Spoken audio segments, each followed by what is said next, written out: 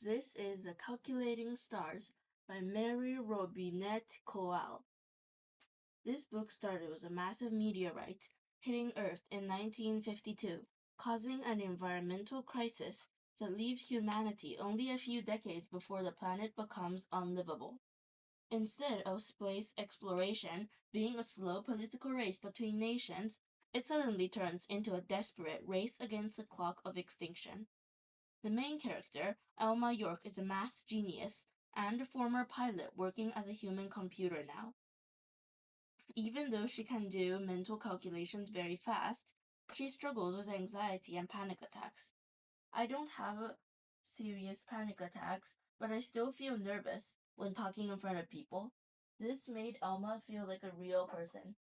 Another part that made me frustrated was how the Earth was dying slowly, but men are still in charge of everything, and keeping women from being astronauts. Also, why everyone was just thinking of the present. Elma was calculating and revealed the truth that Earth will have a brief ice age and temperature will grow until Earth turns uninhabitable. This part, the book shifts the IAC. The UN forms the International Aerospace Coalition, and Nathaniel, Elma's husband, becomes the lead engineer. Elma applies to the space program, but no women are selected, so she begins working as a computer. What I liked was that Elma fought back. Instead of just accepting that women wasn't chose, she organized an all-woman air show to prove the skills of women.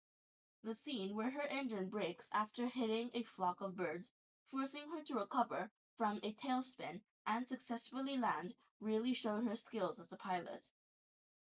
Her resulting fame, especially after appearing on TV shows like Watch Mr. Wizard, earns her the nickname the Lady Astronaut.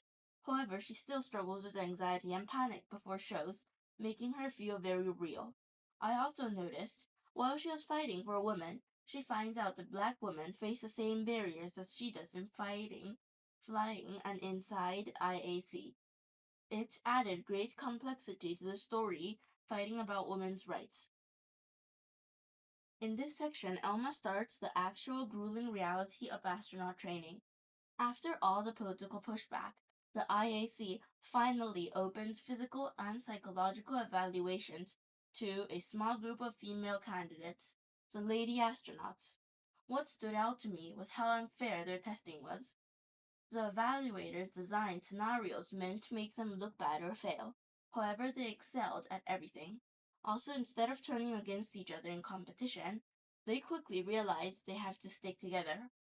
Elma also has another problem. She has an old rival from her World War II flying days running the selection process, adds constant tension. Parker knows exactly how to push Elma's buttons, and watching Elma navigate his hostility while suppressing her panic showed her strength.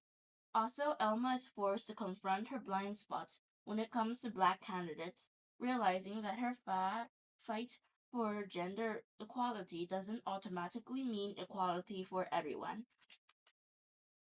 This section, the pressure grows as an astronaut candidate selections narrow down and the realities of spaceflight training becomes painfully real. The women aren't just doing classroom theory anymore. They're dealing with survival stimulations, media scrutiny, and harsh things happening behind the scenes in IAC. Also, the female candidates shined under pressure, even when evaluators subtly skew the scenarios against them, hoping to prove that women will break down in stress. The group relies on sharp teamwork and many more to outmaneuver the tests. It's deeply satisfying to see their technical skills and instincts speak for themselves. However, the pressure on Elma grows stronger. The spotlight on the Lady Astronaut brings public expectation, and the fear of slipping and destroying the chances for all women weighs heavily on her. At the same time, Earth's environment worsens. It's not only a personal dream. The climate is getting worse, and the resources shortages are also worsening.